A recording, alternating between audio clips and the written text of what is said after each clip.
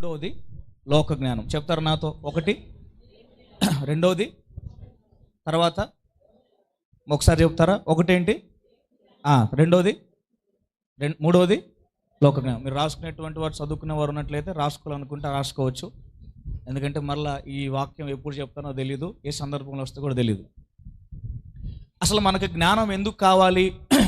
దేవుని జ్ఞానం గురించి నేను మాట్లాడుతున్నాను. ఇంకా దేవుని జ్ఞానాన్ని కుదించి తొందరగా ముగించుకొని మనుషుడి జ్ఞానం ఏంటి, లోక జ్ఞానం అంటే ఏంటి స్టడీ చేద్దామని ఆశపడుతున్నప్పటికీ ప్రతి వారం దేవుడు ఏదో ఒకటి మాట్లాడుతూ ఉన్నాడు. సరే, దేవుని స్తోత్రం ప్రభా, ఇంకా నేర్పిస్తాను నీకు వందనాలని చెప్తూ నేను నేర్చుకుంటూ వెళ్తూ ఉన్నాను. దేవుని చిత్తం అయితే ఇంకెప్పుడైనా సమయం దొరికినప్పుడు ఇప్పుడు కొద్ది మాటలు నేను చెప్పి తర్వాత మీకు లోక జ్ఞానం అంటే ఏంటి, తర్వాత మనుష్యుని జ్ఞానం అంటే ఏంటి అనేటువంటి రెండు విషయాలు కూడా నేను మీతో మాట్లాడతాను నాకు సమయం దొరికినప్పుడు. ఈసారి దేవునికి మహిమ కలుగును గాక. సో అసలు మనకి జ్ఞానం ఎందుకు కావాలి అని మనం ఆలోచన చేస్తే, సొలొమోను అడిగాడు గనక మన జ్ఞానం కావాలా? సొలొమోను అడిగినందుకు మన జ్ఞానం కాదు కావాల్సింది. ఎందుకంటే చాలాసార్లు మనం చేసే పొరపాటైన పని ఏంటంటే, జ్ఞానం అన్న మాట వినగానే, దేవా సొలొమోనుకి నువ్వు జ్ఞానం ఇచ్చావు, నాకు కూడా ఆ జ్ఞానం నీకెవడు దేవుడు? అర్థమవుతుందా మీకు? నీకు దేవుడు ఎవడు అలాగా ఎందుకు ఇవ్వడు? ఎందుకు ఇవ్వడు అంటే, సొలొమోనుకి ఏం చెప్పాడు?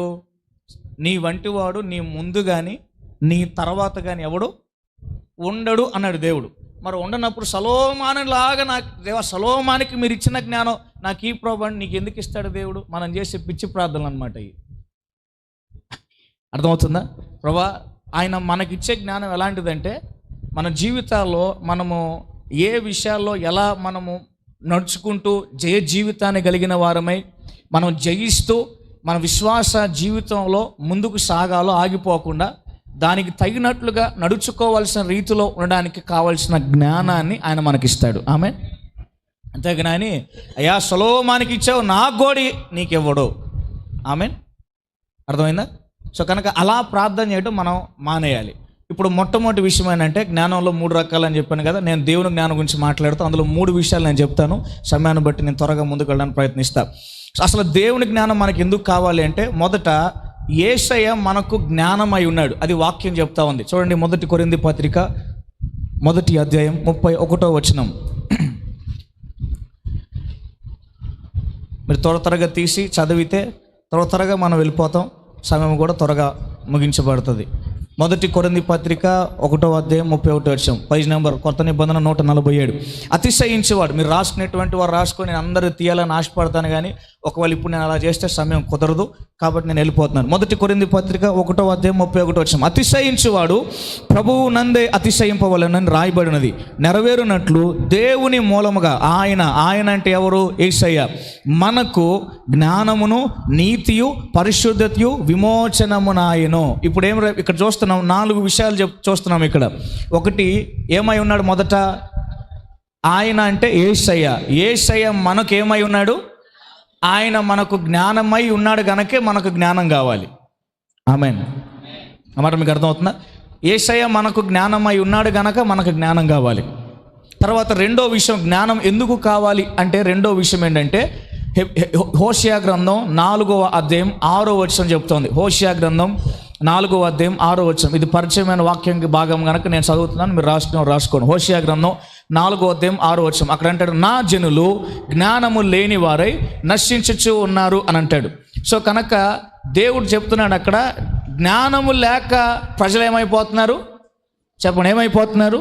నశించిపోతున్నాం. అందుకే జ్ఞానం మనకు కావాలి. తర్వాత మూడవదిగా ఎఫెసీ పత్రిక 5వ అధ్యాయం 15వ వచన భాగం మనందరికి బాగా తెలిసిందే. దినములు చెడ్డవి గనక సమయమును పోనివ్వక సద్వినియోగం చేసుకునొచ్చు, అజ్ఞానుల వలె కాక జ్ఞానము కలిగి. సో ఇప్పుడు ఎందుకు జ్ఞానం కావాలి? మనం ఎలాంటి దినాల్లో ఉన్నాం? చెడ్డ దినాల్లో ఉన్నాం. 3 విషయాలు గ్రహించడానికి ప్రయత్నం చేయండి. జ్ఞానం మనకు ఎందుకు కావాలి? అనుదినము జ్ఞానం కొరకు మనం ఎందుకు ప్రార్థించాలంటే, మొదట వాక్యం సెలవిస్తుందంటే, యేసయ్య మనకు జ్ఞానమై ఉన్నాడు, అందుకు మనకు జ్ఞానం కావాలి. రెండోది, ఎందుకు జ్ఞానం కావాలి అంటే, నా జనులు అంటే జ్ఞానము లేక నశిస్తున్నాము గనక అందుకే జ్ఞానము గలవారమై జీవించాలి. మూడవదిగా, ఎలాంటి దినాల్లో బ్రతుకుతున్నాం అని వాక్యం చెప్తుందంటే, దినములు చెడ్డవి. అలాగే తిమోతి పత్రికలు అంటాడు, అంచె దినములలో అపాయకరమైన కాలములు వచ్చును అని అన్నాడు. సో కనుక అపాయకరమైన దినాలు రాబోతున్నాయి. ఇప్పుడు మనము చెడ్డ దినాల్లో ఉన్నాం. ఒక కాలంకి వచ్చినప్పుడు అంచె దినాలు మారుతాయి. అంచె దినాలుగా మారిన దినాలు అవి అపాయకరమైనవిగా మారుతాయి. సో ఆ దినాల్లో మనం వెళ్ళినప్పుడు, ఇప్పుడు మనం చెడ్డ దినాల్లో ఉన్నాం కనుక ఇప్పుడు జ్ఞానం కావాలి. ఆ దినాల్లోకి, అపాయకరమైన దినాల్లోకి మనం వెళ్ళినప్పుడు కూడా మనం జీవించడానికి, మనం బ్రతకడానికి, తప్పించబడడానికి, రక్షించబడడానికి జ్ఞానం కావాలి. ఆమేన్, హల్లెలూయా. ఈ 4 విషయాలు. తర్వాత ఇంకొక విషయం, మనకి ఎందుకు జ్ఞానం ప్రాముఖ్యమైంది అని ఆలోచన చేస్తే అదే కొలస్సీ పత్రిక 2వ అధ్యాయం, కొలస్సీ పత్రిక 2వ అధ్యాయంలో 4 వచ్చిన భాగాన్ని మీరు చదువుదాం ఒకసారి. కొలస్సీ పత్రిక 2వ అధ్యాయం. ఎవడైనాను చూసారా, ఎవడైనాను ఎలాంటి మాటల చేత, చక్కని మాటల చేత మిమ్ములను మోసపరచకున్నట్లు ఏం చేస్తారంట. సో ఇప్పుడు మనకి జ్ఞానం ఎందుకు కావాలంటే, బైబుల్, దేవుని వాక్యం మన లోకం గురించి చెప్తుంది, లేదా ప్రజలు ఎలాంటి వారో చెప్తుంది. ఎవడైనా చక్కని మాటల చేత మిమ్ములను మోసపరచకుండానట్లు. మనుషులు ఎలాంటి మాటలు మాట్లాడతారు? తీయని మాటలు. బుట్టలో పడిపోతాం మనం కదా, అవునా కదా? సో మనుషులు, ఇంకా చూడండి ఎఫెసీ పత్రిక 4వ అధ్యాయంలో కూడా చూద్దాం ఒకసారి. ఎఫెసీ పత్రిక 4వ అధ్యాయం, ఎఫెసీ పత్రిక 4వ అధ్యాయం. ఇవి నా ప్రాముఖ్యమైన అంశాలు కాదు, ఎందుకు అవసరం ప్రాముఖ్యతను వివరించి తర్వాత జ్ఞానం యొక్క ప్రాముఖ్యతను గురించి నేను చెప్తాను. 4వ అధ్యాయం తీసాం కదా, 4వ అధ్యాయం 14 వచ్చిన చదువుదామా. అందువలన మనం ఇక మీదట పసిపిల్లలమై ఉండి తప్పుడు మార్గములో కుయుక్తి కలిగిన వారు మనల్ని పడేయడానికి ప్రయత్నిస్తారు. కొలసీలు ఏమన్నాడు? తీయని మాటల చేత మోసపరచకుండా. ఇక్కడేమంటున్నాడు? మనుషులు కుయుక్తి కలిగిన వారు, వంచన కలిగిన వారు మనల్ని తప్పుడు మార్గంలో లాగుతారు గనక మనకు దేవుని జ్ఞానం అవసరం. ఆమేన్. మీకు అర్థమవుతుందా? ఇప్పుడు 4-5 విషయాలు చెప్పాను కదా, జ్ఞానం ఎందుకు అవసరం అని. మొదట యేసయ్య మనకు జ్ఞానం అయి ఉన్నాడు, అందుకే జ్ఞానం కావాలి. ఆ తర్వాత నా జనులు జ్ఞానము లేకుండా ఉన్నారు గనక జ్ఞానం కావాలి. ఇప్పుడు 3వది ఏమంటున్నాడంటే, దినములు చెడ్డాయి కాబట్టి జ్ఞానం కావాలి. తర్వాత ఎందుకు అవసరమో చూస్తున్నాం మనం.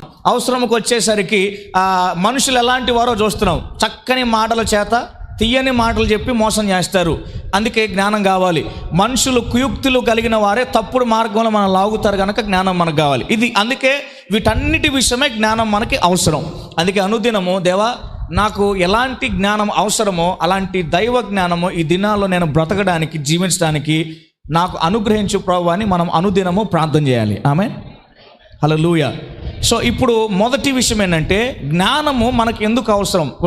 జ్ఞానం యొక్క ప్రాముఖ్యతలోకి నేను వస్తున్నాను. జ్ఞానము ఎందుకు కావాలి? సామెతల గ్రంథం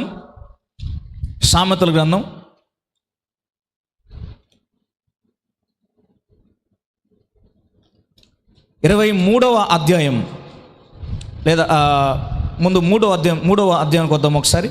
ముందు సామెతల గ్రంథం 3వ అధ్యాయం 19వ వచనాన్ని చదువుకుందాం. సామెతల గ్రంథం 3వ అధ్యాయం 19వ వచనం. జ్ఞానము వలన యెహోవా భూమిని స్థాపించెను, వివేచన వలన ఆయన ఆకాశ విశాలమును స్థిరపరచును. ఇక్కడ గమనించండి, దేవుడు ఎలా సృజించాడో మనం గమనిస్తున్నాం.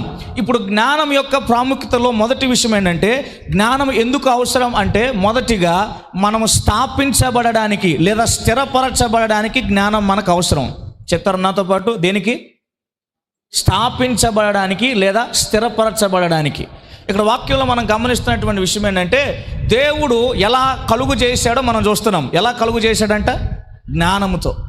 చాలాసార్లు మనం అప్పుడప్పుడు అనుకుంటాం ఏంటంటే, ఆకాశం వైపు చూసి నక్షత్రాలు ఇవన్నీ చూసి, పగలేమో సూర్యుడు, సాయంత్రం చంద్రుడు, రాత్రి పడుకున్నప్పుడు చంద్రుడితో పాటు ఏదో ఊరకు అట్ట వచ్చి ఉంటాయిలే, ఏదో దేవుడు అట్ట పెట్టుంటాడే. అట్ట పెట్ల దేవుడు అలా రాలేదు. అవి మనకు చూడడానికి చిన్నగా కనపడతాయి, కానీ అవి చాలా పెద్దవి. అర్థమవుతుందా? సో ఏది ఎక్కడ ఉండాలో, ఏది ఎలా జరగాలో, ఏది ఎలా అవ్వాలో ఆయన అవివేకంగా చేయలేదు, ఆయన జ్ఞానముతో చేశాడు. ఆమేన్. అర్థమవుతుందా? సృష్టిని కూడా, సమస్తాన్ని, ఏ చెట్టు ఎప్పుడు ఫలం ఇవ్వాలో, ఏది ఎక్కడ నాటబడాలో, ఏ జంతువుకి లేదా ఏ ప్రాణికి ఏది అవసరమో వాటన్నిటి విషయంలో ఆయన జ్ఞానముతో చేశాడు. నిన్ను నన్ను చేసే విషయంలో కూడా నీ ముక్కు ఎక్కడ ఉండాలో, నా ముక్కు ఎక్కడ ఉండాలో, నీ చెవి ఎక్కడ ఉండాలో, నా చెవి ఎక్కడ ఉండాలో, నీ నరాలు ఎలా ఉండాలో, నా నరాలు ఎలా ఉండాలో, నా ఎముకలు ఎట్లా ఉండాలో, నీ ఎముకలు ఎలా ఉండాలో అన్నిటినీ కూడా ఆయన జ్ఞానంతో చేశాడు. ప్రైజ్ ది లార్డ్, హల్లెలూయా. మీకు తెలుసా మనం ఏ భూమిలో ఉన్నామో తెలుసా? నజరేయుడ నాయస పాడబడతాం కదా, ఆకాశ గగనాలు నీ చేనతో కొలిచితివి. తర్వాత ఏమంటాడు? శూన్యములో ఈ భూమిని వేలాడదీసిన, మనం ఎక్కడో తెలుసా? శూన్యములో వేలాడే భూమిలో మనం ఉన్నాం. మీకు అర్థమవుతుందా? ఏమి ఆధారము లేని నిలబడి ఉన్నటువంటి శూన్యములో తిరుగుతూ ఉన్నటువంటి దేవుడు కలుగు చేసిన భూమిలో మనం ఉన్నాం. ఆమేన్. మీకు అర్థమవుతుందా? సో అందుకే మనము దేవుడు ఎలా చేశాడో దాన్ని గమనిస్తున్నాము కనుక దానిని బట్టి మనం స్థిరపరచబడడానికి, స్థాపించబడడానికి దేవుని జ్ఞానం చాలా అవసరం మనకి. ఆమేన్, హల్లెలూయా. అందుకే మాటి మీరు అది ఆలోచన చేయండి. మనం ఎందుకు స్థిరంగా లేకపోతున్నానికి కారణం ఏంటంటే జ్ఞానం లేకపోవడాన్ని బట్టి. ఈరోజు ఎందుకు దేవుని మందిరం నువ్వు రావట్లేదని అడిగారు అనుకోండి ఎవరో ఒకరిని, వాళ్ళు చెప్పే కారణం ఏంటి? ఏం చేయమంటావు? మరి ఎన్నాళ్ళు నువ్వు రక్షించబడి ఎందుకు ఉపయోగం? అర్థమవుతుందా మీకు? అంటే ఎన్నాళ్ళు చేసిందంతా కూడా మనకి ఒక ఎత్తుకు కూడా రావట్లా. మీకు అర్థమవుతుందా లేదా? ఆలోచన చేయండి. అందుకే మనం స్థాపించబడాలని దేవుడు కోరుతున్నాడు, స్థిరపరచబడాలని దేవుడు కోరుతున్నాడు. కొంతమందికి స్థిరం ఉండదు, అక్కడ కప్పగంతులు కోతిగంతులు అంటారు చూసారా, అట్లా వేస్తూ ఉంటారు అనమాట. దేవుడు కప్పగంతులు కోతిగంతులాగా వేసే భక్తిని ఇష్టపడేవాడు కాదు. దేవుడు మనల్ని స్థిరముగా ఉండాలని అనుకుంటున్నాడు. దేవుడు మనం స్థిరం పరచబడిన వారిగా జీవించాలని దేవుడు ఆశపడుతున్నాడు. అందుకే మనం స్థిరమైన వారిగా ఉండాలి. స్థిరమైన వారిగా మనం ఉండాలి అంటే మనం అజ్ఞానమైన వారిగా ఉంటే స్థిరపరచబడలేము. ఎందుకంటే చూడండి, గమనించండి, వాక్యంలో మనం చదివిన మాట ఏంటంటే దేవుడు ఎలా భూమిని జ్ఞానముతో చేశాడు, ఆకాశ విశాలాన్ని ఆయన స్థిరపరిచాడు. మరి ఆయనే జ్ఞానంతో చేసినప్పుడు ఏం ప్రిస్కిలాంటి కుసకుసలాడుతున్నారు ఏంది? కాళ్ళ నొప్పులు వస్తున్నాయా? కుర్చీలో కూర్చోండి, నిద్రపోతున్నారు. వినండి, చెవులు పగిలిపోతున్నాయి, మీకు నిద్ర ఆగట్లే. ఒరే నాయన, హల్లెలూయా. కొంతమందికి స్థిరంగా ఉండరు, అస్థిరత్వం ఎక్కువ. దేవుడు అస్థిరులను ఇష్టపడేవాడు కాదు. మనం స్థిరంగా ఉండాలి అంటే దేవుని జ్ఞానం మనకు అవసరం. అందుకే జ్ఞానం కావాలి. ఇది జ్ఞానం యొక్క ప్రాముఖ్యత. రెండో విషయానికి మనం వద్దాం. రెండో విషయం ఏంటంటే మనము చక్కగా కట్టబడడానికి దేవుని జ్ఞానం అవసరం. మీకు బాగా తెలిసిన వాక్య భాగం చూడండి, మత్తయి సువార్త 7వ అధ్యాయంలోకి మనం వద్దాం. మత్తయి సువార్త 7వ అధ్యాయం, మత్తయి సువార్త 7వ అధ్యాయం 21వ వచనం అనుకుంటాను, చదువుతారా?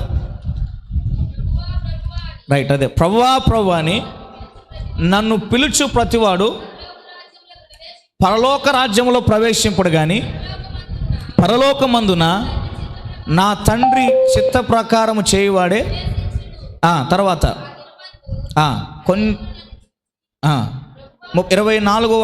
23వ వచనానికి వద్దామా? 24 వద్దాం, క్షమించండి. కాబట్టి ఈ నా మాటలు విని వాడు చొప్పున చేయు ప్రతివాడు బండ మీద తన ఇల్లు కట్టుకొని, ఎవరు చెప్పండి, పెద్ద చెప్పాలి. ఎవరు బుద్ధిమంతుని పోలి ఉంటాడు? ఎవరిని పోలి ఉంటాడంట? సో ఎవరు ఆయన మాటలు విని ఆయన ఏది చెప్పాడో దాని చొప్పున చేసేవాడు. ఇప్పుడు జ్ఞానం కలిగిన వాడిని బుద్ధిమంతుడు అంటామా, జ్ఞానం లేని వాడిని బుద్ధిమంతుడు అంటామా? చెప్పండి. జ్ఞానము లేని వాడినా, ఉన్నవాడిని? జ్ఞానం ఉన్న వ్యక్తినే బుద్ధిమంతుడు అంటాం. అంతా అవునా కాదా? చెప్పండి, అవునా కాదా? సో మనకి జ్ఞానం ఎందుకు అవసరం అంటే ఎలా కట్టబడుతున్నామో మనం గ్రహించడానికి, లేదా జ్ఞానం మనకి ఏ విధంగా సహాయం చేస్తూ ఉంటుంది అంటే మనం ఎలా కట్టబడాలో మనకు సహాయం చేస్తుంది జ్ఞానం. అందుకే జ్ఞానం అవసరం. తర్వాత మీరు చూడండి, అదే సామెతల గ్రంథం 14వ అధ్యాయం 1వ వచనంలో మనందరికి బాగా పరిచయం, చాలాసార్లు విన్న వాక్యం. సామెతల గ్రంథం 14:1 వచనం, జ్ఞానవంతురాలు, రైట్, చెప్పండి. జ్ఞానవంతురాలు తన ఇల్లు కట్టును, తర్వాత మోడురాలు తన ఇల్లును, తర్వాత 23వ సామెతల గ్రంథం 23వ అధ్యాయము 3వ వచనం కూడా. సామెతల గ్రంథం 23వ అధ్యాయం, అదేనా, ఒక్క నిమిషం. క్షమించండి, 24వ అధ్యాయం 3వ వచనం. జ్ఞానం వలన ఏం కట్టబడాలి? ఇల్లు అంటే ఏంటి? ఇల్లు అంటే బిల్డింగ్ కాదు, లేదా మనం కట్టుకునేది కాదు. అర్థం ఇక్కడ ఇల్లు అంటే మనము, అంటే మనం ఎలా కట్టబడాలో ఇక్కడ చెప్తున్నాడు. జ్ఞానము వలన ఏం చేయబడుతుందంట? ఇల్లు కట్టబడును. తర్వాత వివేచన వలన అది చూసారా, మొదటి విషయం కూడా అదేగా చూసింది మనం. స్థిరపరచబడాలి అంటే జ్ఞానం కావాలి. ఇక్కడ రెండోది ఏం చూస్తున్నాం? మనం కట్టబడడానికి జ్ఞానం మనకు అవసరం. కట్టబడడానికి జ్ఞానం మనకు అవసరం. జ్ఞానం లేకుండా మనము ఏ పని కూడా చేయలేం. ఒక కట్టే వ్యక్తికి ఏం కడుతున్నాడో వాడికి తెలియదు, కానీ ఇటుకరాళ్ళు సిమెంటు అన్నీ కనపడ్డే గనక వాడు పనోడు ఏదో ఆడికి ఏం ఆలోచన లేదు, కానీ కనపడ్డే గనక కడతన్నాడు. ఇప్పుడు వాడి ఆలోచనలో వాడు ఏం కట్టాలో తెలియదు, కానీ కనపడ్డే గనక కడుతున్నాడు. ఇప్పుడు అది ఆకారం ఎట్లా రావాలి? మేస్టర్ గారు అంతేనా? ఆకారం ఎలా రావాలి? మీకు అర్థమవుతుందా? చెప్పండి, అర్థమవుతుందా లేదా? అది ఆకారం ఎలా కనపడాలి? నాకు కనబడింది కనుక నేను చేస్తానంటే, కట్టడానికి మొదట ఒక సరైన ఆలోచన జ్ఞానం కావాలి. అవునా కదా? ఒక సరైన ఆలోచన జ్ఞానం లేనప్పుడు ఎలా కడతన్నామో, ఏ విధంగా కట్టబడుతుందో మనకు అర్థం కాదు, తెలియదు. అందుకే దేవుని వాక్యం ఏం సెలవిస్తుందంటే, మనము దేవుని ఆలయమై ఉన్నాం. మరి దేవుని ఆలయమై ఉండి ఆయన మనలో నివసిస్తున్నప్పుడు మనం ఆయన మాట చొప్పున జరిగిస్తూ, తద్వారా మన జీవితాలు సరి అయిన రీతిలో కట్టబడాలని దేవుడు కోరుకుంటున్నాడు. అలా ఎలా కట్టబడుతున్నామో మనం తెలుసుకోవాలి అంటే మనకు జ్ఞానం చాలా అవసరం. ఆమేన్. మీకు విషయం తెలుసా? కట్టబడే విషయంలో, కట్టే విధానంలో ఎన్నో రకాలైన వస్తువులు ఉన్నాయి. కట్టబడే ప్రతి విధానము ఎలా కట్టబడుతుందో, ఏ వస్తువు చేత కట్టబడుతుందో ఆ ప్రతి వస్తువు పరీక్షించబడింది. 1 కొరింథీ పత్రిక 3వ అధ్యాయం. 1 కొరింథీ పత్రిక 3వ అధ్యాయం.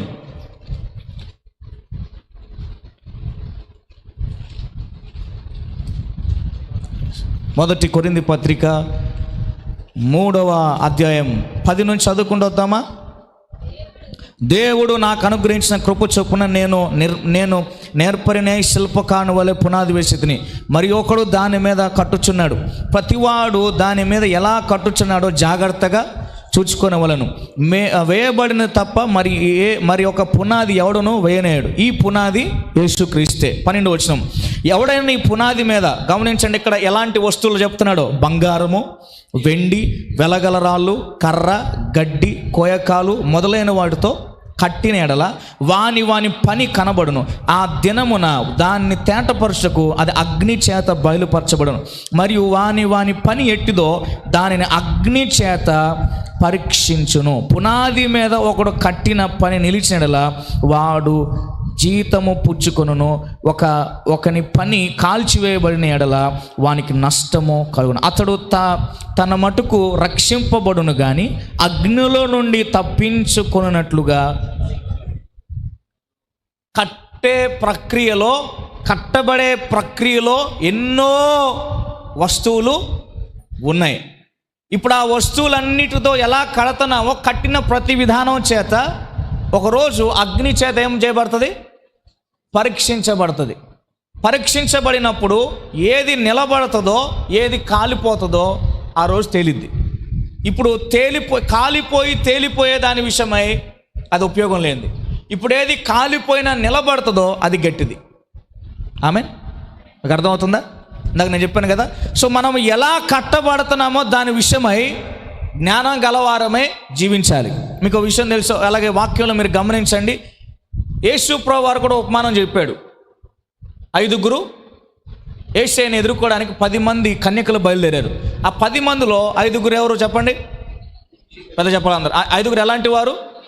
5 బుద్ధి లేని వారు. ఇప్పుడు ఏం జరిగింది? వారు సిద్ధపడి వచ్చారు, ప్రయాణం అయ్యారు. కొంత ఆలస్యం ఉంది కనుక వారు విశ్రాంతి తీసుకున్నారు. ఇప్పుడు శబ్దం వినపడింది, పెళ్లి కుమారుడు వస్తున్నాడని. వారు వెంటనే లేచి దివిటీలు సిద్ధపరుచుకున్నారు, నూనె పోసుకున్నారు, ప్రయాణం అయ్యారు. ఈ బుద్ధి లేని వారు ఏం చేశారు? వారు సిద్ధపడి రాలేదు. అవునా? ఆలోచన చేయండి. అంటే యేసయ్యను మనం ఎదుర్కోవడానికి, యేసయ్యను మనం కలుసుకోవడానికి కూడా జ్ఞానం మనకు చాలా అవసరం. ఆమేన్. నా మాట మీకు అర్థమవుతున్నాయా? అర్థమవుతున్నాయి? ఎంతమందికి అర్థమవుతున్నాయి? నేను ఉట్టిగా వచ్చి పరిగెత్తుకుంటే అయ్యా అన్నాం అనుకో, ఉపయోగం లేదు. అర్థమవుతాం మీకు? సో మనము ఎలా కట్టబడుతున్నామో దాని విషయం మనం జాగ్రత్తగా చూసుకోవాలి. అందుకే మనకు జ్ఞానం కావాలి, ఎలా కట్టబడుతున్నామో మనం నేర్చుకోవడానికి. అందుకే మనం చూసాక సామెతల గ్రంథం 14వ అధ్యాయంలో జ్ఞానవంతురాలు తన ఇల్లు కట్టునని. తర్వాత 24వ అధ్యాయం 3లో ఏముంది? జ్ఞానము చేత ఇల్లు కట్టబడదు. సో ఇప్పుడు కట్టబడడానికి అవసరమైన మొదటి విషయం ఏంటంటే జ్ఞానం. నేను జ్ఞానం లేకుండా కట్టుకుంటున్నానంటే నువ్వు అవివేకివి, అజ్ఞానివి. కనుక నువ్వు అవివేకివై అజ్ఞానమై ఉన్నావు కనుక నువ్వు చేసే పని ఏంటంటే నువ్వు ఎలా కట్టబడుతున్నావో నువ్వు గ్రహించలేనందువలన, నువ్వు గ్రహించలేకపోవడం వలన నువ్వు ఎలాంటి వ్యక్తిగా అవుతావంటే ఆపద వచ్చినప్పుడే దేవుడు గుర్తొచ్చే వ్యక్తిగా మారుతావు. సో ఇప్పుడు ఆపద వచ్చి దేవుడే గుర్తొచ్చే వారిగా ఉంటే దేవుడు దాని విషయమై ఇష్టపడేవాడు. వారిని దేవుడు వేషధారి అంటాడు. అర్థమవుతుందా? అర్థమవుతాం లేదా మీకు? అర్థమవుతాం లేదా? ఇంకో మాట నేను చెప్తాను, ముందుకు వెళ్దాం. చూడండి ఒకసారి కీర్తన గ్రంథం 32వ కీర్తన. మనం ఎలా ఉండొద్దు అని వాక్యం చెప్తుందో చూద్దాం. 32వ కీర్తన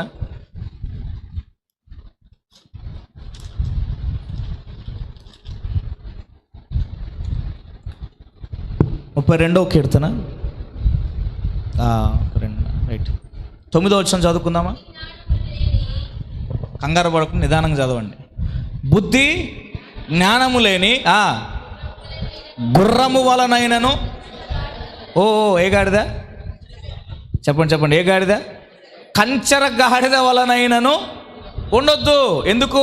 అవి వివేచింపవు, అవి గ్రహింపవు. రేపు ఆదివారం కాదు, పై వచ్చే ఆదివారం మట్ల ఆదివారం మన అన్ని గాడిద గురించి వింటాం. ఆ గాడిద ఈ గాడిద అని కదా. వాక్యంలో ఒక గాడిద గురించి చెప్పబడిన మాట అంటే అడవి గాడితో కంచర గాడితో ఒక గాడిద, అది తోలువాని కేక వినదు. అవునా? సో ఇప్పుడు వాక్యం ఏం సెలవిస్తుంది మనకి? గుర్రము వలనైనా. చెప్పండి, నేను తిట్టట్లా మిమ్మల్ని, వాక్యం తిడుతున్నాను. నన్ను చూస్తాను ఏందట? నేను మిమ్మల్ని అనట్లా, వాక్యం చెప్తున్నాను నేను. చెప్పండి, బుద్ధి జ్ఞానము లేని గుర్రము వలనైనను ఏ గాడిదంట? కంచర గాడిద వలనైనా ఉండొద్దు. మనకి జ్ఞానము లేనప్పుడు ఏం చేస్తామంటే గ్రహింపము. అందుకే బైబిల్లో ఈ మాట చెప్తున్నాడు, అవి గ్రహింపవు, అవి వినవు గనక వినలేని దాని గురించి నువ్వెందుకు ప్రయాసపడతావు? అర్థమవుతుందా మీకు? ఆలోచన చేయండి. సో మనము అందుకే ఏసై కూడా ఉపమానం చెప్పాడు కదా, విత్తువాని ఉపమానం. ఆయన విత్తనాలు విత్తున్నప్పుడు ఒకటి ఎక్కడ పడింది చెప్పండి, చాలా తెలిసిన వాక్య భాగం. త్రోవ పక్కన పడింది. ఒకటి ముళ్ళ పొదలో, ఇంకోటి రాతి నేలలో, ఇంకోటి మంచి నేలలో. ఇప్పుడు త్రోవ పక్కన పడిన దాని గురించి ఏం చెప్పాడు? ఆకాశ పక్షి వచ్చి దాన్ని తినేసి. దానికి భావం ఏం చెప్పాడు? వాడు వాక్యాన్ని వింటాడు, వాడు అంగీకరించాలి, గ్రహించి విశ్వసించి అంగీకరించాలనుకునే సమయానికి సైతాను వచ్చే వాక్యాన్ని చూసారా? సో ఇప్పుడు జ్ఞానం లేకపోతే మనం చేసే పని ఏంటంటే గ్రహించలేము. ఈరోజు చాలామంది గ్రహింపట్ల దేవుని మాటలు, చాలామంది వినట్ల దేవుని మాటలు. దేవుని మాటలు విననప్పుడు జ్ఞానాన్ని మనం పొందలేము. దేవుని మాటలు మనం ధిక్కరించినప్పుడు జ్ఞానాన్ని సంపాదించలేము. జ్ఞానం సంపాదించలేనప్పుడు మన జీవితం ఎలా ఉన్నదో మనకు అర్థం కాదు. ఏదో వస్తున్నాం అంటే వస్తున్నాం, పోతున్నాం అంటే పోతున్నాం, అంతే. అర్థమవుతుందా మీకు? అందుకే ఇక్కడ బైబుల్ వాక్యం సెలవిస్తుంది, కంచర గాడిదలా కానీ గుర్రంలా కానీ మీరు ఉండొద్దు. పక్కన వాళ్ళతో చెప్పండి ఈ మాట ఒకసారి, చేయబట్టుకొని పక్కన వాళ్ళు చెప్పండి. బుద్ధి జ్ఞానము లేని గుర్రం వలనైనా కంచర గాడిద వలనైనా ఉండొద్దు. ఎందుకంటే అవి గ్రహింపవు. మళ్ళా చెప్పండి, బుద్ధి జ్ఞానము లేని గుర్రము వలనైనా ఉండొద్దు. చెప్పాలి, నవ్వుతున్నాను, నాకెళ్ళి చూసి నవ్వటం కాదు. మీరు పక్కన వాళ్ళు చేయబట్టుకుని చెప్పాలి.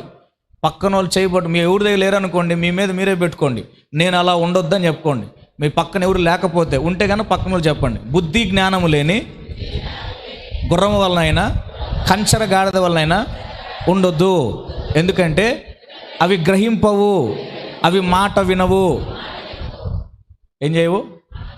ఇంకేం చేయవు? గ్రహింపవు. సో మనం గ్రహించాలి. అందుకే జ్ఞానం విషయం మనం చూస్తున్నాం కదా.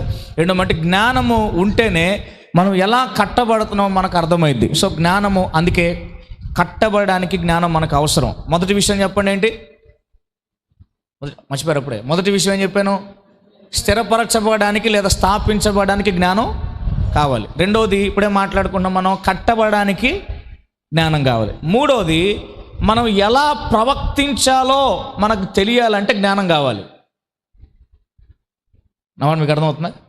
ఎలా మనము ప్రవర్తించాలో మనకు అర్థం కావాలంటే జ్ఞానం కావాలి. ప్రసంగి గ్రంథం 5వ అధ్యాయం. ఇవన్నీ మనకు బాగా తెలిసినాయే, కాకపోతే మర్చిపోయాం మనం, అంతే, ఏం లేదు. ప్రసంగి గ్రంథం 5వ అధ్యాయం. ఎక్కడుంది ప్రసంగి గ్రంథం? హెబ్రీ పత్రిక తర్వాత కాదా? రైట్. ప్రసంగి గ్రంథం 5వ అధ్యాయం మొదటి వచనం. అందరూ బాగా తెలిసిందే కదా, తీసిన వారు చదవండి. నీవు దేవుని మందిరమునకు పోవునప్పుడు నీ ప్రవర్తన జాగ్రత్తగా చూసుకోవాలి. తర్వాత భక్తిహీనులు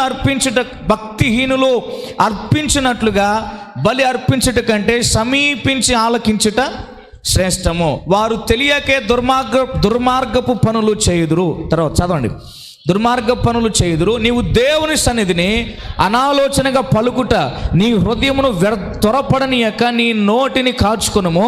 దేవుడు ఆకాశం మందు ఉన్నాడు, నీవు భూమి మీద ఉన్నావు, కావున నీ మాటలు కొద్దిగా ఉండవలను. విస్తారమైన పని పాటల వలన స్వప్నం పుట్టును. స్వప్నం అంటే అర్థం ఏంటి? కళ. మీరు అప్పుడప్పుడు పిల్లలు కొట్టుకొట్టుకుడే బాలే అంటారు కదా, నిద్రలో కలవరిస్తారు. ఎందుకు? వాడు పొద్దున ఆడిని గుర్తు వస్తాయి వాడికి. అదనమాట. ఇప్పుడు లేదా, చిన్నప్పుడు ఈడు ప్రేమగాడు వెస్లిగాడు ఏడా పడుకునేది. ఇప్పుడు నాన్న పడుకు అన్నాడు. పడుకోరా సరిగ్గా. సో స్వప్నం అంటే ఏంటంటే కళ. పెక్కు మాటలు పలుకువాడు ఎవడవుతాడు? బుద్ధిహీనుడు.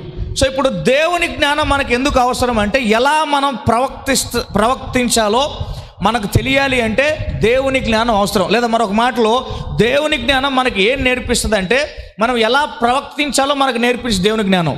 గమనించండి, ఈరోజు ప్రవర్తన విషయంలో మనం ఎలా ఉన్నామో మనము గ్రహింపలేకపోతున్నాం. అర్థమవుతుందా లేదా మీకు? చెప్పండి. ఎలాగా మనం బ్రతుకుతున్నామో, ఎలా జీవిస్తున్నామో అర్థం కావట్లా. అందుకే జాగ్రత్తగా ఉండాలి అని బైబిల్ చెప్తా ఉంది. మన ప్రవర్తన విషయమై జాగ్రత్తగా ఉండాలి. చాలామంది దేవుని మందిరానికి వస్తా వారు ప్రవక్తను చూసుకోరు. ఇంకొక మాట చదువుదాం. మొదటి పేతురు పత్రిక 1వ అధ్యాయం. మొదటి పేతురు పత్రిక 1వ అధ్యాయం. మొదటి పేతురు పత్రిక 1వ అధ్యాయం. Thank you Jesus. మొదటి పేతురు పత్రిక 1వ అధ్యాయం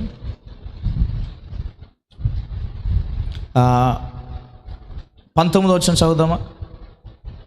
18వ వచనం. పితృపారంపరమైన మీ ఏ ప్రవక్తన? ఆగండి చిన్నగెళ్దాం. ఏ ప్రవక్తన? కొంతమంది ఆచారాలు ఎందుకు మానుకోకూడదు, ఆచారాలు ఎందుకు విడిచిపెట్టకూడదు? అందుకే బైబిల్ చెప్తుంది, నాయన వినండి, వ్యర్థమైన పితరుల పారంపరమైన వ్యర్థమైన ప్రవక్తన. వాడు మందిరానికి వెళ్తా ఏమంటాడో తెలుసా? కొంతమంది మందిరానికి వెళ్తా ఆచారాలు ఎందుకు ఆపుకోవాలి? పనికి మాలోడ, నీ హృదయం దేవుని వాక్యంతో నింపబడాలి. అప్పుడే నీకు జ్ఞానం వలన ఏది తీసేసుకోవాలో ఏది ఉంచుకోవాలో నీకు అర్థమైద్ది. ప్రవక్తన జాగ్రత్తగా చూసుకోవాలి. ఇక్కడేమన్నానంటే వ్యర్థమైనటువంటి పితర పారంపరమైన ఏంటంట? వ్యర్థమైన ప్రవక్తన అంటలా మరలా ఇక్కడ ఆచారాల నుండి వచ్చే ప్రవక్తన. తల్లిదండ్రులను సంక్రమించింది మేము ఎందుకు ఆపాలి? నువ్వు రక్తం యేసే రక్తంలో కడగబడిన తర్వాత నువ్వు వాటిని ఆపుకోకుండా, నువ్వు వాటిని మానివేయకుండా నిన్ను దేవుడు ఎందుకు ప్రత్యేకించాడో, అలా ప్రత్యేకించబడిన విధానం విషయమై నువ్వు జీవించకుండా మా అయ్య చేశాడు, మా నాన్న చేశాడు, నేను చేస్తా అంటే నీ హృదయం యేసేకి నువ్వు ఇవ్వలేదు. ఇప్పుడు ఆ వ్యర్థమైన ప్రవక్తన వలన ఏం జరుగుతుందో మీకు తెలుసా? మత్తయి సువార్త 15వ అధ్యాయం, మత్తయి సువార్త 15వ అధ్యాయం, మత్తయి సువార్త 15వ అధ్యాయం మొదటి నుంచి చదువుకున్నద్దామా? చేసిన చదవండి. ఆ సమయమున యెరూషలేము నుండి శాస్త్రులు పరిశీలన వేసినందుకు వచ్చి, నీ శిష్యులు చేతులు కనుక్కోకుండా భోజనం చేస్తున్నారు, వారందరి నిమిత్తమై పెద్దల పారంపర ఆచారమును అతిక్రమించని అడిగారు. అందుకు ఆయన, మీరు మీ పారంపర ఆచార నిమిత్తమై దేవుని ఆజ్ఞను ఎందుకు? సో ఇప్పుడు నేను ఎందుకు నా పారంపరమైన ప్రవక్తను మానివేయాలి అన్న ప్రశ్న నీకు వస్తే నువ్వు గ్రహించాల్సింది ఏంటంటే, యేసే చెప్తున్నాడు, పారంపరమైన వ్యర్థమైన ప్రవక్తన ద్వారా జరిగే పని ఏంటంటే, మొదట దేవుని ఆజ్ఞను మనం మీరుతున్నాం. వాక్యం ఏం చెప్తుంది? ఆజ్ఞ అతిక్రమే పాపం. నేను చేయట్లేదు, మళ్ళీ చేస్తున్నావు. ఇప్పుడు ఏం చేస్తున్నావు నువ్వు? ఆజ్ఞను చెప్పండి అతిక్రమిస్తున్నావు, అవునా కదా? తర్వాత రెండో విషయాన్ని గమనించండి, చదువుకుంటూ వెళ్దాం. అక్కడ నుంచి మనం ఎక్కడికి వద్దాం? 6వ వచనానికి వద్దాం. మీరు మీ పితరుల పారంపర ఆచార నిమిత్తమై దేవుని వాక్యం ఏం చేస్తున్నారు? నిరర్ధకము అంటే, నిరర్ధకం అంటే ఏంటి అర్థం? ఉపయోగపడనిదిగా, ప్రయోజనకరముగా లేకుండా చేస్తున్నారు. సో ఇప్పుడు నా ప్రవక్తను నేను విడిచిపెట్టుకోవట్లేదు అంటే అర్థం ఏంటి? దేవుని ఆజ్ఞ నేను మీరుతున్నట్టు అర్థం. రెండోది, దేవుని వాక్యము నేను నిరర్ధకపరుస్తున్నాను. మూడోదిగా గమనిస్తే 7వ వచనం, వేషధారులారా, ఈ ప్రజలు పెదవులతో నన్ను గణపరుతురు కానీ వారి హృదయము నాకు. ఇప్పుడు దేవుని హృదయం ఎక్కడ ఉంది? నీ హృదయము దేవునికి ఎలా ఉంది? దగ్గరగా ఉందా? చెప్పండి, ఎక్కడుంది? దూరంగా ఉంది. గమనించారా? గ్రహించండి దేవుని వాక్యాన్ని. ఇప్పుడు ఇక్కడ మనం 3 విషయాలు చూస్తున్నాం. నేనేమంటానంటే, ఏదైతే నీ వలన నిరర్ధకం అయిపోయిందో, ఆగిపోయిందో, జరగట్లేదో, నువ్వు అతిక్రమిస్తున్నావో, నీ వలన ఏది ఆగిపోతుందో, జరిగే ప్రతిదానికి బాధ్యుడువు నీవే. దేవుడు నిన్నే అడుగుతాడు కానీ పక్కన అడగడు. ఈ రోజు వరకు కూడా మనకు సరైన జ్ఞానం లేకపోవడం వలన, అయ్యా ఇది ఎందుకు జరిగిందని ఇంకా అడుగుతున్నాం దేవుణ్ణి మనం. చెప్పండి, అవునా కదా? వాడు చేస్తున్నాడు కనుక నేను చేయాలి, నేను చేయకపోతే ఏమనుకుంటారు? దేవుని జ్ఞానం మనం ఎలా ప్రవర్తించాలో నేర్పిస్తుంది. అందుకే బైబిల్ చెప్తుంది కదా, మనం చూస్తున్నాం, ప్రవక్తన విషయంలో జాగ్రత్తగా ఉండాలి. ఇక్కడేమన్నాడు? మీ పితర పారంపరమైన వ్యర్థమైన, చెప్పండి, వ్యర్థమైన, నిద్రపోతున్నారు. బ్లాండి నాక నిద్రపోతున్నారు. ఒకసారి గట్టిగా స్తోత్రం చెప్దామా? పెద్ద చెప్పండి, ఒకసారి పెద్దగా చెప్పాలి. హల్లెలూయా. మరొకసారి హల్లెలూయా. మరొకసారి హల్లెలూయా. దేవునికి స్తోత్రము పాడదాం. గడిచినప్పుడు గానము చేయుటయే మంచిది మనమంద. గడిచినప్పుడు కొట్టాలి, పెట్టుకోటాలి.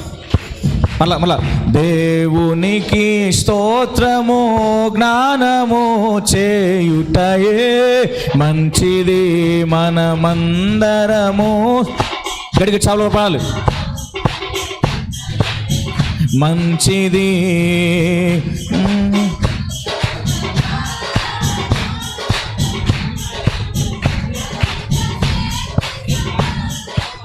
పాడదామా? భువు గొప్ప వాడను, అధిక శక్తి సంపన్నుడు, జ్ఞానమునకు ఆయనే మితియులేని వాడని. పాడాలందరూ.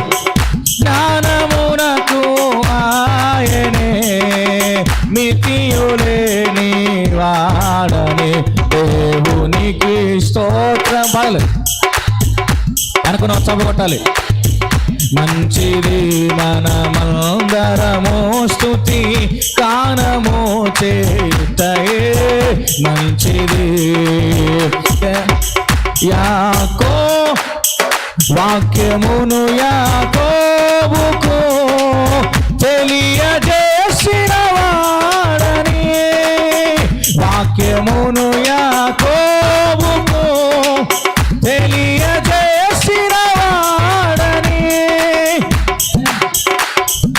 లాగునా చేసి ఉండాలేదని, ఏ జనముకి లాగునా చేసి ఉండాలి. పడాలి దేవుడు చదవడాలి. స్తోత్రము గానము చేయుటయే మంచిది మనమందరము స్తుతి గానము చేయుటయే మంచి. ప్రభు గొప్పవాడు, ప్రభు గొప్పవాడను, అధిక శక్తి సంపన్ను.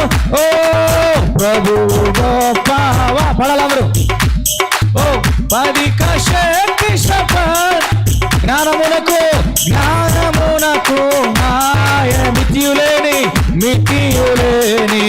జ్ఞానమిచ్చువాడు ఆయనే. ఓ జ్ఞానమునకు ఆయనే మితియులేని వాడని, దేవునికి స్తోత్రము గానము చేయుటయే మంచిది మనమందరము స్తుతి గానము పాడాలందరూ చదవటాలి.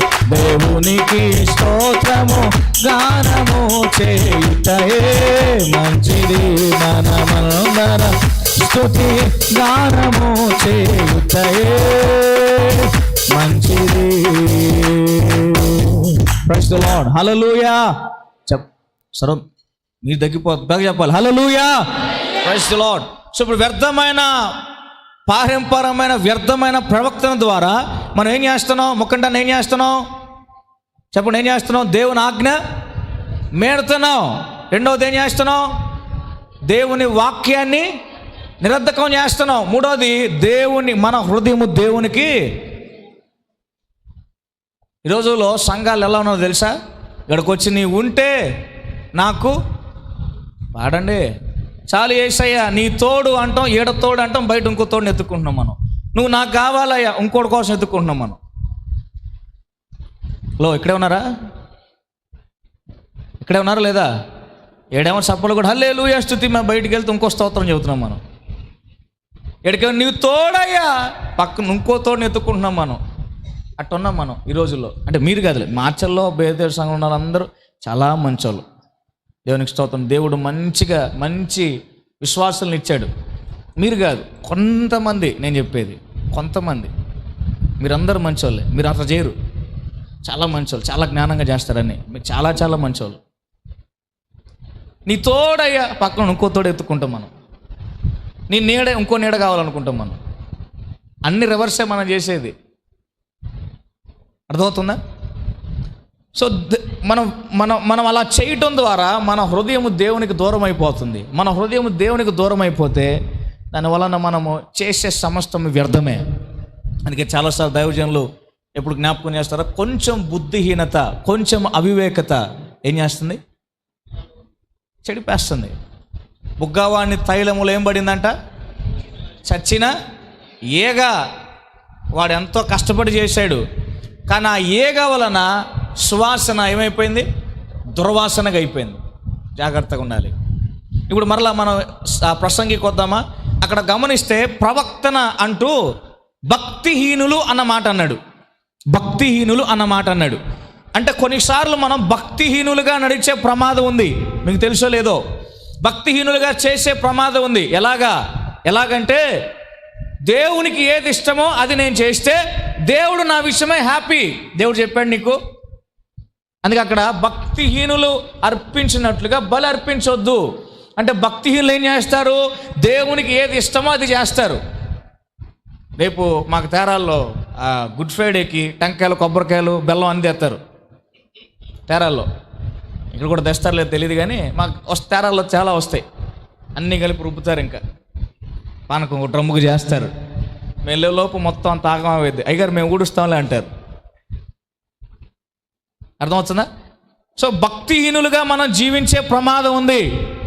భక్తిహీనులు ఏం చేస్తారంటే వారు ఒకరోజు వచ్చి దేవుడికి ఏది ఇష్టమో అది చేస్తే దేవుడు ఇష్టపడతాడు అనుకుంటారు, కానీ దేవుడు అలా ఇష్టపడేవాడు కాదు. అందుకే దావీదు ఏమన్నాడు చూడండి, కీర్తనల గ్రంథం 40వ కీర్తన, కీర్తనల గ్రంథం 40వ కీర్తన, కీర్తనల గ్రంథం 40వ కీర్తన,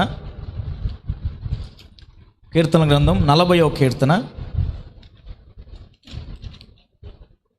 40వ కీర్తన 8వ వచనాన్ని ఒక నిమిషం 6వ వచనం చదువుకుందాం. రైట్, 6వ వచనం చదువుకుందామా? బలులనైనను నైవేద్యములైన నీవు కోరట్లేదు. తర్వాత ఇప్పుడు మరలా 51వ కీర్తనలోకి వద్దాం. 51వ కీర్తన 16వ అధ్యాయానికి వద్దాం. నీవు బలిని కోరువాడవు కాదు, కోరిన ఎడల నేను అర్పిస్తా. దహన బలి నీకు ఇష్టమైనది కాదు, విరిగి నలిగిన మనసే దేవునికి ఇష్టమైన బలులు.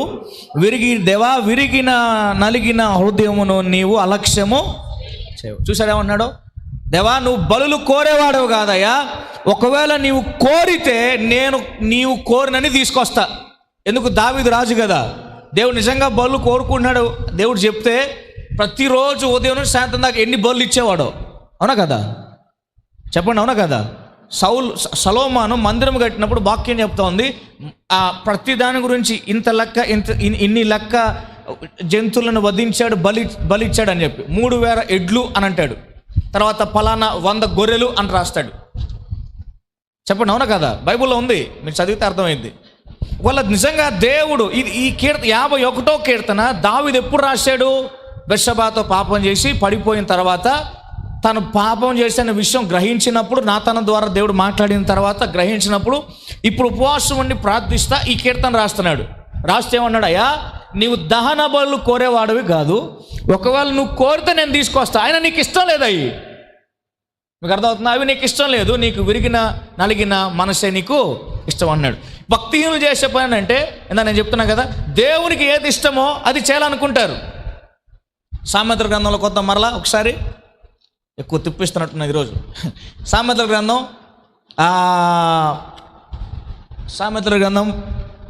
15వ అధ్యాయం, సామెతల గ్రంథం 15వ అధ్యాయం, సామెతల గ్రంథం 15వ అధ్యాయం 29వ వచనాన్ని చదువుదాం. 29వ వచనాన్ని, భక్తిహీనులకు యెహోవా సమీపస్థుడు.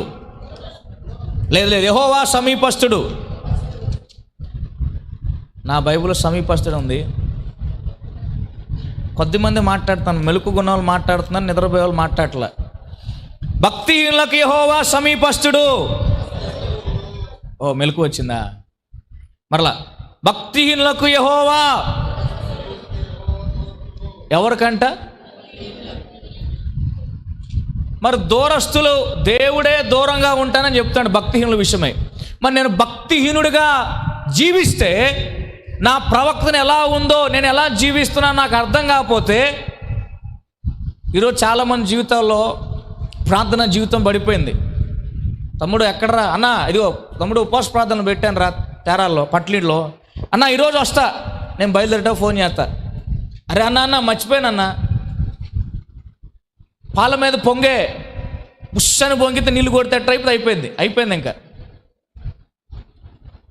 ఒక విషయం అడిగా తమ్ముడిని, అన్న నీతో వ్యక్తిగతంగా చెప్తానండి, ఇంతవరకు చెప్పింది లేదు, పెట్టింది లేదు. ఇది అన్నమాట మన భక్తి. ఒక సేవకుడు ఒక మాట అడిగినప్పుడు ఆ సేవకునితో మాట్లాడే విధానం అది. అంటే నేను కోపం వచ్చి చెప్తాను అనుకోమాకండి, సాధారణంగా చెప్తున్నా, అర్థమైందా? మీ మీద కోపం పెట్టుకుని మేము చేస్తాం, ఏం చేయం. హల్లెలూయా, అర్థమవుతుంది? ఆలోచన చేయండి. మనం భక్తిహీనుల్లాగా, యేషయ్య కూడా చెప్పాడు కదా, మీరు ప్రార్థన చేసేటప్పుడు అన్యజనుల వల్ల మీరు ప్రార్థన చేయదు. ఎందుకంటే వారు విస్తరించి మాట్లాడడం వలన వారు మనవి వినబడిందని వారు అనుకుంటారు అన్నాడు యేషయ్య. మనం భక్తిహీనులాగా, ఇంకో మాట చూడండి, భక్తిహీనులకు యేషయ్య దేవుడు సమీపంగా ఉంటాడని చెప్పలా, భక్తిహీనులకు ఆయన దూరంగా ఉంటాడు. ఇంకా చూడండి, అదే 15వ అధ్యాయం 8వ వచనం చదువుదాం ఒకసారి.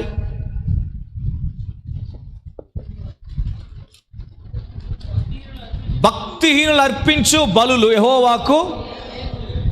దేవుడు మనం ఏది చేస్తున్నా అంగీకరించాలంటే భక్తిహీనులమై ఉండకూడదు. మన ప్రవక్తను సరి చేసుకునే వారమై ఉండాలి. మనం భక్తి పరులమై జీవిస్తే అప్పుడు దేవుడు సమస్తాన్ని అంగీకరించేవాడుగా ఉంటాడు. ఆమెన్ చెప్పండి. ఆమెన్. మొక్కుబడిగా మనము ఏదైతే అన్యులలాగా చేయాలనుకుంటామో అది భక్తిహీనత. దేవుడు భక్తిహీనుల విషయమై అసహించుకునేవాడు. అర్థమవుతుందా మీకు? అర్థమవుతుందా లేదా మీకు? ఆలోచన చేయండి. ఎలా జీవిస్తున్నాం మనం, ఎలా బ్రతుకుతున్నాం. ఈరోజు ఇంకా దురదృష్టం చెప్పనా, దేవుని ప్రజలైన వారు కూడా పాపముతో రాజీబడి జీవించేవారుగా ఉన్నారు ఈరోజు. అంత మాత్రం కాదు, సమాజం ఎలా ఉందో తెలుసా? ప్రజలు నైతిక విలువలను మర్చిపోయి బ్రతికేవారుగా ఉన్నారు. ఎక్కడో ఒకప్పుడు పాశ్చాత్య దేశాల్లో వినే పరిస్థితి ఈరోజు దురదృష్టం మన ఆంధ్ర రాష్ట్రాల్లో కూడా వినే పరిస్థితి అయింది. ఏంటో తెలుసా? ఒక అబ్బాయిని ప్రేమిస్తే అబ్బాయిని పెళ్లి చేసుకోవచ్చు. అబ్బాయినే. అమ్మాయిని ప్రేమిస్తే అమ్మాయిని పెళ్లి చేసుకోవచ్చు. దురదృష్టం ఏంటంటే మన గుంటూరులో హైకోర్టు కూడా దానికి ఆమోదించింది. ఏం పర్వాలా. అలాంటి దౌర్భాగ్యమైనటువంటి సమాజంలో బ్రతుకుతున్నాం. దేవుని ఎరిగిన వ్యక్తిగా నీవు రాజీ పడి నీ ప్రవక్తన జాగ్రత్తగా చూసుకోకుండా వ్యర్థమైన ప్రవక్తనతో బ్రతికితే నీవు భక్తిహీనుడు అవుతావు. నీవు భక్తిహీనుడు అయితే నీకు దేవుడు, నువ్వు ఎంత ప్రార్థన చేసినా, నువ్వు ఎంత కొట్టుకున్నా నీకు దేవుడు సమీపంగా ఉండడు, నీకు దేవుడు దూరంగానే ఉంటాడు. ఎందుకంటే భక్తిహీనులకైనా ఆయన దూరంగా ఉంటాడని చెప్పాడు. అలాగే భక్తిహీనులు అర్పించే బలులు ఆయనకు. జాగ్రత్తగా ఉండాలి. ఎలా ఉంది ఈరోజు? దేవుని ఆజ్ఞను మేరుతున్నాం మనం, దేవుని వాక్యం నిరర్ధకపరుస్తున్నాం మనం, మన హృదయమే దేవునికి దూరం అయిపోతూ ఉంది. మరి ఏం ప్రార్థన చేస్తున్నాం మనం? ఆలోచన చేయాలి. పాపంతో రాజీపడి బ్రతుకుతున్నాం. ఇంకో మాట చెప్పమంటారా? చాలాసార్లు మనం ఏదైనా చేస్తే దేవా ఇది ఒక్కసారి మనం ఎన్నిసార్లు అని ఉంటామో. మరి దేవుడు మనల్ని చూస్తున్నప్పుడు, ఆయన ఏదో ఒకటి చేయాలి అని అనుకున్నప్పుడు మనల్ని చూసి ఎన్నిసార్లు ఈ వ్యక్తి బట్టి ఇంకొకసారి అని దేవుడు ఎన్నిసార్లు అనుకుండాలి మన గురించి? అవునా కదా? నువ్వు దేవా ఇది ఒక్కసారి నువ్వు చెప్తే దేవుడు నిన్ను చూస్తున్నప్పుడు నిన్ను గురించి ఆయన కూడా ఒక్కసారే అని ఎన్నిసార్లు అనుకుని ఉండాలి? ఆలోచన చేసాం మనం ఎప్పుడైనా? మన ప్రవక్తన జాగ్రత్తగా ఉండాలి. దేవుని జ్ఞానం మనకి ఏం నేర్పిస్తుంది అంటే, మనం ఎలా ప్రవక్తిస్తున్నామో మనకు నేర్పించింది. మనం ఎలా ప్రవక్తించాలో మనకు దేవుని జ్ఞానం నేర్పించింది. అందుకే దేవుని జ్ఞానం అవసరం. అందుకే దేవుని జ్ఞానం కలిగి జీవించాలి. ఆయన ఎలా జీవించాడో మనం అలా జీవించాలి. ఆయన ఎలా నడుచుకున్నాడో మనం అలా నడుచుకోవాలి.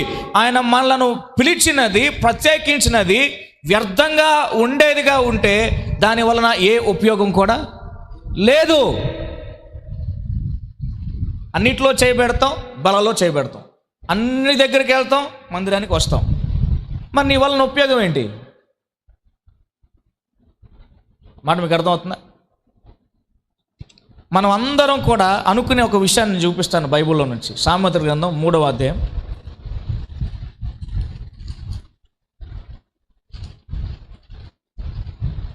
సామెతల గ్రంథం 3వ అధ్యాయం 7వ వచనం. అదే 7వ వచనం. నేను జ్ఞానిని గదా అని మనం అనుకునేది అదే. పాస్టర్ గారికి ఏం తెలుసు? ఆయనకి సమయం ఉండదు, సందర్భం ఉండదు, ఏముండదు, ఎప్పుడు తిడతాడు. దేవుడికి ఏం తెలుసు? సరే పాస్టర్ గారిని పక్కన పెడతాం కొద్దిసేపు. దేవునికి ఏం తెలుసు? నీకేం తెలుసు దేవుని కంటే ఎక్కువ? అర్థమవుతుందా? అర్థమవుతుందా లేదా? దేవునికి ఏం తెలుసు? దేవుడు అసలు నన్ను పట్టించుకోవట్లా. నీకు తెలుసా దేవుడు నిన్ను పట్టించుకోవట్లేదు? నువ్వు బ్రతుకుంటానికి కారణం దేవుడు నిన్ను పట్టించుకున్నాడు కాబట్టి. మీకు అర్థమవుతుందా? అయ్యో నాకే ఇన్ని వచ్చినాయ్యా. నువ్వు మనిషి, అందుకే నీకు వస్తాయి. నువ్వు జంతువు కాదు కదా. కొన్నిసార్లు మనం చేసే ప్రార్థనలు ఎట్టుంటాయి అంటే, అయ్యా నాకే పెట్టావయ్యా. మనుషు లోకంలో ఎవడికి పెట్టలేదయ్యా. మనకే వచ్చేది కష్టాలు. మన మనుషులు, జంతువులు కాదు. నీకు రాకూడదు అనుకున్నావు అనుకో, చచ్చిపో నువ్వు. అర్థం? నీకు కష్టాలు రావు, ఏం రావు నీకు. ఇంకా మనం చేసే ప్రార్థనలు అయ్యే నాకే వచ్చిందయ్యా. లోకంలో ఎవడికి నీకు తెలుసా లోకంలో ఎవడికి రాలేదని? అయ్యా నన్ను చూడట్లేదు దేవా, నిన్ను చూడట్లేదు అని నీకు చెప్పాడా? అయ్యా నీ సల్లని సూపు నా మీద ఆయన చూస్తున్నాడు ఆల్రెడీ. నీకు సల్లని సూపు అవసరంలా. మనం చేసే ప్రార్థనలు ఎట్టుంటాయి అర్థమవుతుందా? అర్థమవుతుంది లేదా మీకు? అయ్యా ఇందాక చెప్పాను కదా, అయ్యా సొలొమోనుకి ఇచ్చావు, అయ్యా సొలొమోను దావీదులాగా ఇచ్చావు, దావీదులాగా నడిపించావు. నన్ను దావీదులా, నిన్ను ఎలా నడిపించాలో ఆయనకి తెలుసు. దావీదు నడిపించింది వేరు, నేను నడిపించేది వేరు. అయ్యా అబ్రహాంలాగా చేయి. అబ్రహాంలో నువ్వు అవ్వాలంటే నువ్వు తపస్సు చేసినా అవ్వవు. అయ్యా అబ్రహాంను శోధించావు, నన్ను కూడా శోధించయ్యా నా కుమారుని. నువ్వు ఇచ్చేది లేదు, సచ్చేది లేదు. అర్థమవుతుందా? మనం చేసే పిచ్చి ప్రార్థనలు అయ్యే.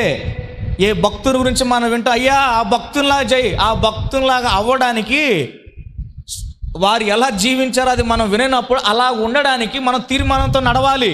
అప్పుడే మనం అవుతాం. అంతేగాని అయ్యా అబ్రహాం గురించి విన్నాం, ఇదిగో అబ్రహాం విశ్వాసులకు తండ్రి, నేను కూడా అలా చేయి, విశ్వాసం స్థిరంగా. నీకు మాట చెప్పమంటారా? చెప్పడం వద్దా? చెప్పండి. ఏంటంటే దేవా నువ్వు నాకు ఇది నేర్పించు అని నువ్వు అడిగే ప్రతిసారి నీ జీవితంలో దేవుడు నేర్పించడానికి నీకు ఏది కావాలో అది నీకు పంపిస్తాడు. అది శ్రమే కానీ, శోధనే కానీ, పరీక్ష కానీ, ఏదైనా. మీకు అర్థమైందా? మనం ఏం చేస్తాం తెలుసా? నేర్పించనే ప్రార్థన మర్చిపోయి నాకే వచ్చిందయ్యా. నువ్వు ఎందుకు అడిగావు మరి నేర్పించమని దేవుణ్ణి? దేవా విశ్వాసం మందు నేను స్థిరంగా ఎలా ఉండాలో నాకు నేర్పించని అడిగావు దేవుణ్ణి. నీకు పరీక్ష ఇచ్చాడు దేవుడు. ఇప్పుడు నువ్వేం చేయాలి? నువ్వు ఎలా నిలబడతావు అది నీకు గ్రహించాలి. నువ్వు అప్పుడు నువ్వేమవుతావు? నువ్వు ఎలా నిలబడాలో నీకు అర్థమైంది, నేర్చుకున్నావు జ్ఞానం ద్వారా. అది మనకేంది? అయ్యా నాకు నేర్పించు. అరే నువ్వు సరే నేర్చుకొని దేవుడు మనకి ఇస్తే హోంవర్క్ లాగా మనం ఏం చేస్తాం? అయ్యా నాకే వచ్చిందయ్యా, వామ్మో నాకే వచ్చిందయ్యా. పాత నిబంధనలో ఉన్న భక్తులందరికంటే మనం ఎంతో ధన్యులం. ఎందుకు చెప్తున్నాను ఈ మాట? అయ్యా ఏంది ఎలా చెప్తున్నావు? వాస్తవం నేను చెప్పేది ఎందుకో తెలుసా? యేసయ్య ఏం చెప్పాడో తెలుసా? శిష్యులతో, ఆయన పాత నిబంధనలో ఉన్నవారందరూ నన్ను గురించి ప్రవచించారు కానీ నన్ను చూడలేదు, కానీ ఇప్పుడు మీరు చూస్తున్న కనులు మీ ధన్యములై ఉన్నాయి అన్నాడు యేసయ్య. అవునా కాదా? చెప్పండి హల్లెలూయా. మీరు నిద్రపోతున్నారు, అందుకే మీకు ఏం అర్థం కావట్లేదు. మీరు చూసే కనులు ధన్యములు అన్నాడు యేసయ్య. పాత నిబంధనలో ఉన్నవారి కొరకు యేసయ్య రాలా, కానీ కొత్త నిబంధనలు ఉన్న మన కొరకు వచ్చాడు. 2000 సంవత్సరాల కిందట ఆయన చనిపోయాడు, మనం చూడలా, కానీ నిరీక్షణతో బ్రతుకుతున్నాం. ఒకరోజు ఆయన రాజులకు రాజుగా, ప్రభువులకు ప్రభువుగా ఆయన మన కొరకు వచ్చినప్పుడు అప్పుడు మనము కనులారా ఆయన మనం చూస్తాం. ఆమేన్ హల్లెలూయా. కానీ ఈ లోకంలో మనం ఎలాగ ఉన్నామో తెలుసా? యేసయ్యలో మనం ఉన్నాం. చెప్పండి ఆమేన్. పాత నిబంధనలో అందుకే మనం అదే అబ్రహాం గురించి, అబ్రహాం ఎంత శ్రేష్టమైనవాడో, అంతకు మించి శ్రేష్టమైన వారు. కారణం ఏంటంటే వారు యేసయ్యను చూడలే, మనం యేసయ్యను చూసాం. మనం యేసయ్యలో ఉన్నాం. ఆమేన్ చెప్పండి. ఎవడైనాను క్రీస్తు నందు ఉన్న ఎడల వాడు నూతన సృష్టి. చాలాసార్లు మనం ఏం చేస్తాం? అయ్యా సమస్య బావాలి అనుకుంటాం. సమస్య కాదు. యేసయ్యను వెతికితే యేసయ్య సమస్య ఎలా పోవాలో, సమస్య ఎలా జయించాలో దానికి తగిన జ్ఞానం మనకిస్తాడు. ఆమేన్. మనం ఏం చేయాలి? యేసయ్యను వెతకాలి. సో కనుక ఎలా ప్రవర్తించాలో మనకి జ్ఞానం కావాలి, ఎలా నడవాలో మనకు జ్ఞానం కావాలి. 3 విషయాలు మరలా ఒకసారి చెప్పండి. మొదటి విషయం, జ్ఞానం ఎందుకు కావాలి చెప్పాలి? స్థిరపరచబడడానికి, స్థాపించబడడానికి లేదా స్థాపించబడడానికి జ్ఞానం అవసరం. రెండోది కట్టబడడానికి జ్ఞానం కావాలి. మూడోది ఎలా ప్రవర్తించాలో. సో పాపంతో లోకంతో రాజీ పడి మనం జీవించకూడదు. అలా మనం జీవించి ప్రవర్తిస్తే దానివల్ల ఉపయోగం లేదు. కనుక ఎలా జీవించాలో, ఎలా కట్టుకోవాలో, ఎలా స్థిరపరచబడాలో దానికి తగిన జ్ఞానాన్ని యేసయ్య సంఘముగా మనందరికీ అనుగ్రహించును గాక. ఆమేన్.